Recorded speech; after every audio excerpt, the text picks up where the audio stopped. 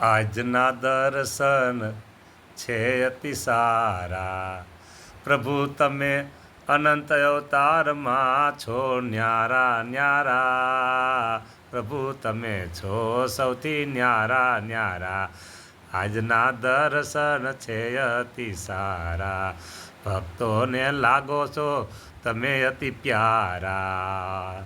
સુખના દેનારા, દુઃખને હરનારા, પ્રભુ તમે કૃપા કરીને, પ્રભુ તમે દયા કરીને, પ્રભુ તમે રાજી થઈને દર્શન આપો છો, દર્શન આપો છો.